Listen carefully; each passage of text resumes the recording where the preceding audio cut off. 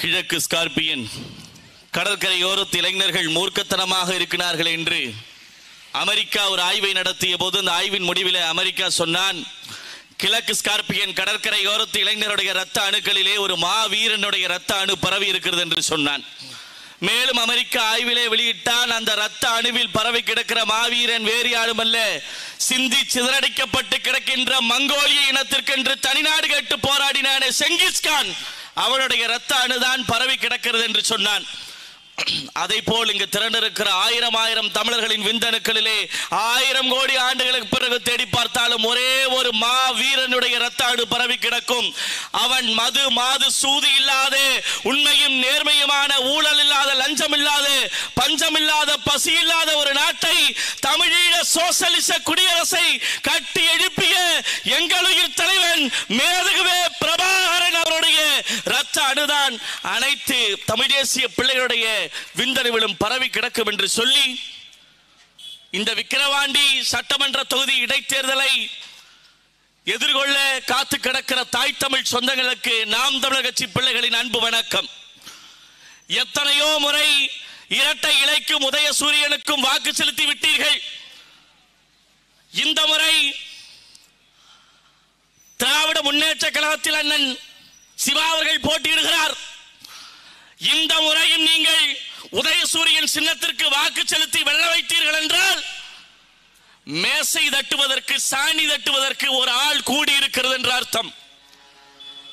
அதுவே நாம் தமிழர் கட்சியிலே இருக்கிற ஆக சிறந்த கருத்தியல் பெண்ணிய போராளி எங்கள் அக்கா அபிநயா அவர்களை வெல்ல வைத்தீர்கள் என்றால் அரசியலிலே அது தலைகீழ் மாற்றமாக மாறி நிற்கும். ஒட்டுமொத்த இந்தியாவும் திரும்பி பார்த்துக் கொண்டிருக்கிறது நாம் தமிழர் கட்சியை. 2016 நாம் தமிழர் கட்சி களத்திற்கு வந்தபோது நாங்கள் சந்தித்த விமர்சனங்களும் கேலிகளும் கூத்துகளும் ஏராளம். எங்கள் சொந்த அண்ணன், சொந்த தம்பி, சொந்த சித்தப்பா, சொந்த பெரியப்பா, சொந்த மாமன், சொந்த மச்சான் எங்களை பேசிய கேலி அதிகம். 234 தொகுதியிலே போட்டியிட வேட்பாளர் சீமானிடம் இருக்கிறார்களா என்று 2016 கேட்டார்கள். இன்றைக்கு விக்கிரவாண்டி சட்டமன்ற தொகுதி இடைத்தேர்தலிலே 64 வேட்பாளர்கள் போட்டியிடுகிறார்கள். அதில் 2 மாநில கட்சி மட்டும்தான் போட்டியிடுகிறது. ஒன்று தமிழ்நாட்டை ஆண்டு கொண்டிருக்கிற திராவிட முன்னேற்ற கழகம், மற்றொன்று நாம் தமிழர் என்கிற அரசியல் பேர் இயக்கம். 2016 வேட்பாளரா போட ஆள் இருக்கான்னு கேட்டா, ஆனால் இன்றைக்கு திமுகவோடு நேரடி சண்டையை நாம் தமிழர் கட்சி தொடுக்குது. பார்த்தாரு ஈரோடு கிழக்கில் எங்கள் ஐயா எடப்பாடி பழனிசாமி பார்த்தாரு. வீதியாக காசு போனதை, சாராயம் போனதை, கொலுசு போனதை, வேட்டி போனதை, சேலை போனதை, ஆடு மாடுகளை போல மக்கள் மந்தைக்குள் அடைக்கப்பட்டு இலவசங்களுக்கு விலை பேசப்பட்டதை பார்த்தார். இந்த அரசியல் நமக்கு ஒத்து வராது.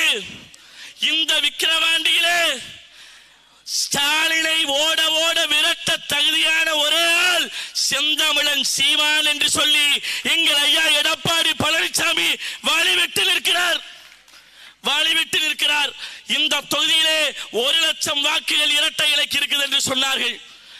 இந்த முறை மானத்தமிழ் பிள்ளைகள் எங்கள் தலைவன் மேதகுவே பிரபாகரனுக்கு அள்ளி கொடுத்த வள்ளல் பெருமகன் புரட்சி தலைவர் எம்ஜிஆரை நெஞ்சில் சுமந்திருக்கிற ஒவ்வொருவரும் மைக் சின்னத்தை வாக்களித்து எங்களை வெல்ல வைப்பார்கள். அதை போல் கடை 7 வள்ளல்களிலே கடைசி வள்ளலாக இருந்து மறைந்த மதிப்பிற்குரிய ஐயா விஜயகாந்த் அவர்களுடைய உண்மை தொண்டர்களும் இந்த முறை திமுகவை வீழ்த்த நாம் தமிழர் கட்சிக்கு மைக் சின்னத்திலே உங்கள் மதிப்புமிக்க வாக்குகளை தருவார்கள்.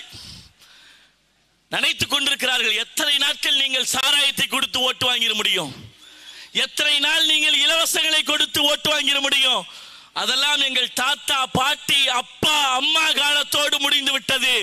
இப்போது 25, 30 வயது, 35 வயது இளைஞர்கள் எங்கு சென்றாலும் சரி, தொலைக்காட்சி போட்டாலும் சரி, பேருந்தில் பயணித்தாலும் சரி, வாகனத்தில் சென்றாலும் சரி, செந்தமிழன் சீமானுடைய பேச்சை கேட்டு வளர்ந்து கொண்டிருக்கிறார்.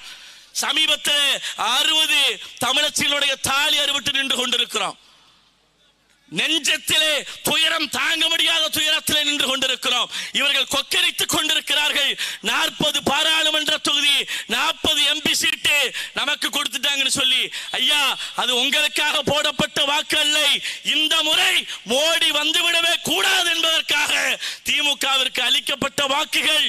அந்த வாக்கினை பெற்றுக்கொண்டு பாராளுமன்றத்திலே உதயநிதியை புகழ்பாடி கொண்டிருக்கிறீர்கள். ஏன் உங்கள் பாசிசத்தை வேறறுக்க நீங்கள் பேசல?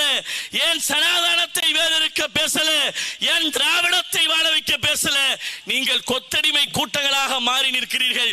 மதிப்புமிக்க இஸ்லாமிய பெருமக்களே, இஸ்லாமிய பெருமக்கள் நிறைந்திருக்கிற மண்ணில் நின்று உங்கள் பிள்ளை இளந்தமிழன் ஷேக் நான் சொல்லுகிறேன், ஒருபோதும் திமுக இஸ்லாமியர்களுக்கு ஆதரவாக இருக்கவே இருக்காது. கடந்த காலத்தில் இருந்து இந்த காலம் வரை அதுதான் நடந்து கொண்டிருக்கிறது. தமிழ்நாட்டில் இருக்கிற 75 லட்சம் முஸ்லிம்கள் நாம் தான் ஸ்டாலினையும் கருணாநிதியையும் உதயநிதியையும் வாழ வைத்துக் கொண்டிருக்கிறோமே தவிர இவர்கள் ஒருபோதும் நம்மை வாழ வைக்க மாட்டார்கள். இதே ஐயா எடப்பாடி பழனிசாமி முதலமைச்சராக இருந்து கள்ளச்சாராயம் குடித்து 60 பேர் செத்திருந்தால் நாடே 2 துண்டா இருக்கும். எத்தனை பேர் பாடி இருப்பான்? ஐயா கோவன் ஒருத்தர் இருந்தாரு, அம்மையார் ஜெயலலிதா ஆட்சி காலத்துல பாடல், ஊருக்கு ஊர் சாராயம் தள்ளாடுது தமிழகம், ஊத்தி கொடுத்த உத்தமிக்கு போய சில உல்லாசம் பண்ணாரு. இப்ப அவர் எங்க உல்லாசமா இருக்காருன்னு தெரியல. ஏன்?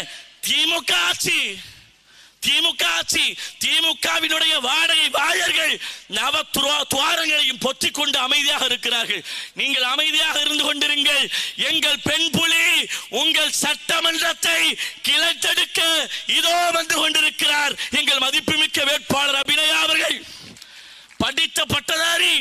நீ சொல்றல்ல உதயநிதி வாழ்க, எங்கள் இளம் தலைவர் வாழ்க. ஐயா அமைச்சர் மூர்த்தி படிக்கிறாரு சட்டமன்றத்தில். நீங்கள் மனிதன், உண்மையில் நீங்கள் தான் மாமனிதன். நீங்கள் நடித்த படம் கெத்து, நீங்கள் தான் திமுகவின் சொத்து. இதை ஓட்டு போட்டு தேர்ந்தெடுத்து இந்த ரசிக கூட்டங்களை நீங்கள் ஆட்சிக்கு அமர வைக்க போகிறீர்கள். எங்கள் அக்கா அபிநயாவும் 1 மணி நேரம் பேசட்டும். இதே மேடையில எங்க அக்கா அபிநயாவும் 1 மணி நேரம் பேசட்டும். விக்கிரவாண்டியில என்ன பிரச்சனை இருக்குது, என்ன செய்ய போறேன்னு பேசட்டும். அதை பார்த்து எதுவும் சொல்லாம ஐயா உதயநிதி ஸ்டாலின் பேசிட்டார்னா நாங்க அரசியல் மேடையை விட்டு கொடுத்துறோம். முடியுமா? முடியாது. அதனால் இதையெல்லாம் சிந்தித்து அனைத்து இந்திய அண்ணா திராவிட முன்னேற்ற கழகத்தில் இருக்கக்கூடிய எங்கள் தொப்புள் கொடி உறவுகள் ஐயா விஜயகாந்த் அவர்களை ஆதரித்து இத்தனை நாள் வாக்கு செலுத்திய எங்கள் உடன்பிறப்புகள், உண்மையாகவே நீங்கள் திமுகவை வீழ்த்த வேண்டும் என்று நினைத்தால் இந்த முறை நாம் தமிழர் கட்சியினுடைய மை சின்னத்திற்கு வாக்களியுங்கள். புரட்சி எப்போதும் வெல்லும். அதை நாளை மலரும் நாம் தமிழர் ஆட்சி சொல்லும். இனத்தின் உயிரே இளந்தமிழர், எதற்கும் அஞ்சா நாம் தமிழர்.